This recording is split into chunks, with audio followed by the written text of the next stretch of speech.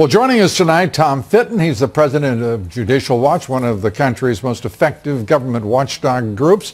And he's worked with the International Policy Forum, the Leadership Institute, Accuracy in Media, among others. Tom, good to have you with us. What we just heard from the folks at 60 Minutes over at CBS, although they didn't ask a follow-up question, was an outright confession by McCabe that he was committing felonies and an attempt to overthrow the President of the United States, along with a number of his colleagues. Your reaction when you heard it? Well, it's extraordinary. It confirms early reports last year that this discussion took place. You know, Lou, if there were generals and colonels in the Pentagon talking like this, there'd be no doubt the media would be calling it a coup. But because you've got unelected bureaucrats and appointed officials talking like this, and the target is President Trump, they don't care. And Americans should realize this is how you can lose a republic, where you have appointees of the president and bureaucrats who answer to virtually no one talk about manipulating the law in order to overturn a presidential election and attack a president they don't like. And they don't like for any substantial reason. They don't like him because he fired his buddy, McCabe's buddy and Rosenstein's buddy, James Comey. At the recommendation of Rod Rosenstein, by the way. This is a fight about a personnel decision, and they're going to overthrow the presidency. And you know, let's be clear here. Mueller is the successor to this coup attempt. The appointment flows out of all of these discussions, and we should recognize that the effort to overthrow the president is continuing with Justice Department help through this out-of-control Mueller investigation. And without so much as an effort at explanation, rationalization, we're watching McCabe basically saying he was doing it for the country's own good. Here is a man sworn to enforce the law, to enforce the Constitution of the United States, to defend the United States, committing subversions, in my opinion, sedition and treason. And those who want to say that we're not at war should reference the war on terror that we've been engaged in for almost 19 years. This is outrageous, and we haven't heard a word from the leadership of the Republican Party about arresting these people. We haven't heard a word from the so-called establishment that is supposed to hold the tenets and values of this great nation in primacy. They are just simply averting their eyes. It's appalling. It's disgusting. There should be outrage throughout this country, in both parties, across every part of this nation. Well, I agree. And the problem with the Justice Department is that Mueller is still running the Justice Department effectively. And so any effort to uncover what went on behind his investigation, and this is what went on behind his investigation, runs into the Mueller juggernaut. And you know, Attorney General Barr, he needs to step up and defend the president. You know, the argument against Barr was, will he stand up to President Trump? And I think the test for Attorney General Barr is, will he stand up for President Trump and for the rule of law against these deep staters and the establishment who don't care about our Constitution? You know, President Trump may survive this attack on him, but maybe another president won't, and we'll lose our republic and we won't even know it came. Well, I'll guarantee he will survive these attacks. He's already demonstrated that he is stronger than the entire lot of these extraordinary, venal, vicious actors in the Justice Department. What may not survive is this Justice Department and the FBI, and Tom Fitton, should they survive, because they are the root of the corruption and the malignancy that others wanted to subscribe to this administration, when in point of fact, they have been the perpetrators of wrongdoing from the months preceding the presidency of Donald Trump. Well, I'm a small government conservative. I think all government agencies should be subject to scrutiny every year before any money is given to them. And given the corruption at the DOJ, I think we should be asking the problem with that is the appropriators, as well as the investigators, are also deep state actors and have been working just as viciously, frankly, behind the scenes as the people in the Justice Department and the FBI. My God. You know, the problem with the FBI is that the current leadership, frankly, Mr. Wray, has zero interest in reforming the organization. Where is he? I mean, we don't even hear from him. he's missing in action when it comes to standing and uncovering the corruption. Right. And to the degree he said anything, Lou, he's been excusing the corruption. Yeah, exactly. Tom, it's always good to have you here.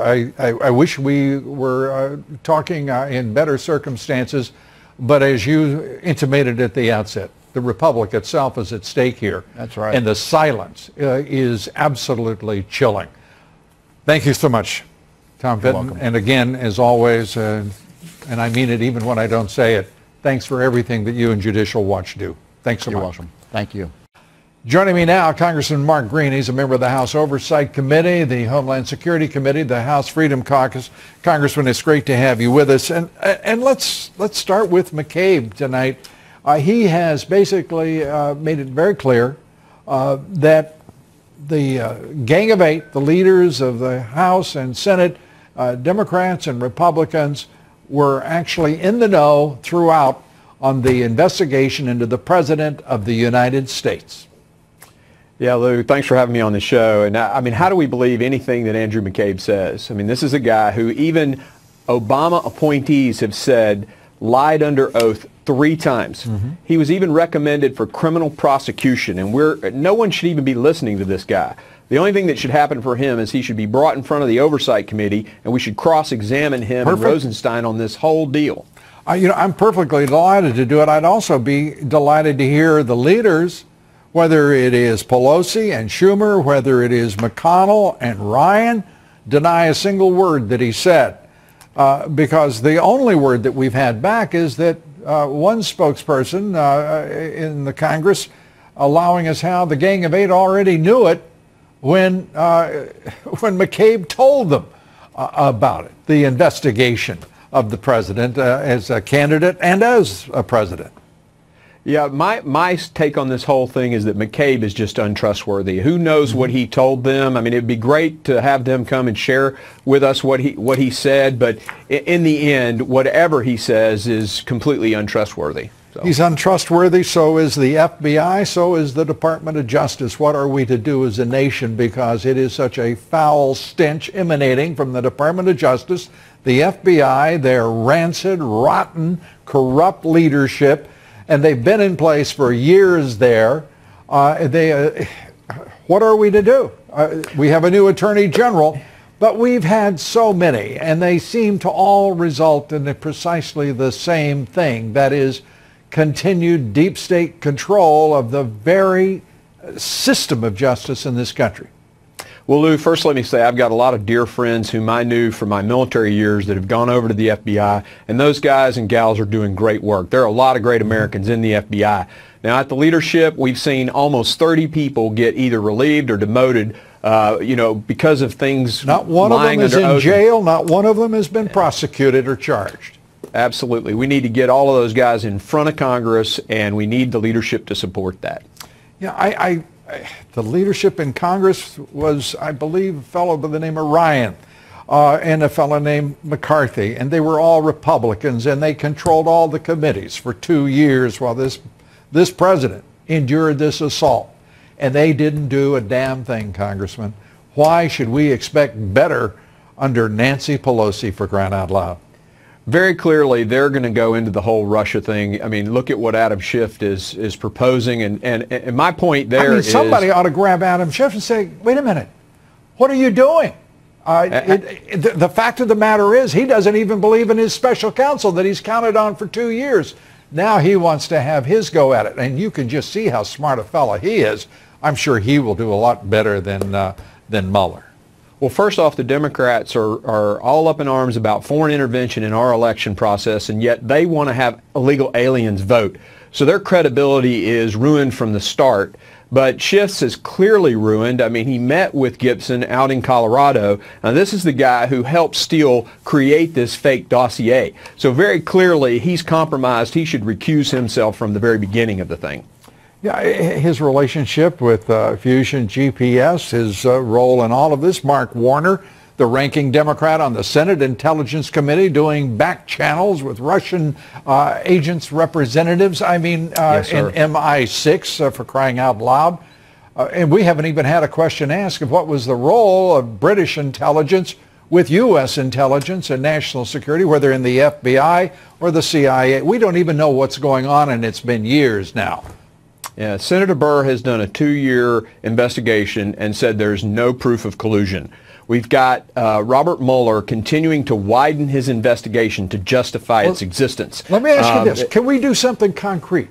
How about you? How about the Republican conference, the Republicans in the Senate demanding that the NSA turn over the Strzok Page text, turn over the laptop and the telephones, the cell phones that went missing amazingly. The OIG couldn't find them, didn't ask for them for 6 months.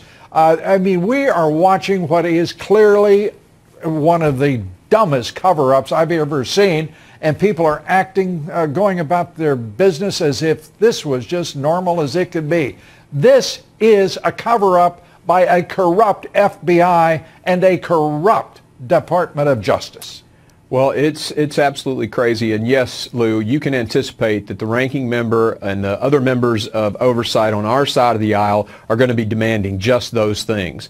But the FBI learned it well from the former Secretary of State. You just bash the cell phone and then your emails can't be found. So we can't expect, I guess, any different from them, but we're going to demand the truth on those, and hopefully they'll come clean. Yeah, and Congressman, I know you've been in Congress, well, a little over a month 6 now. weeks. Yeah, 6 weeks. You have got to be scratching your head at a point here that as to what all lies before you and your colleagues in the Congress and the Senate, if we're going to get this country right and to sort out this Department of Justice and the FBI itself, the leadership. Well, Lou, I'm an ex-military guy. If any of these things had been done by a soldier, their clearance would be pulled immediately, and they'd be being prosecuted or being kicked out of the military. It's unconscionable what's allowed to have happened here. Yeah, and by the way, it's pretty clear that some members of Congress and some members of the Senate played a role in it all, and perhaps are still doing so. Congressman, we're glad to have you there. Six weeks or not, it's a great start. We appreciate your service. Thanks for having me on the show. Yes, sir.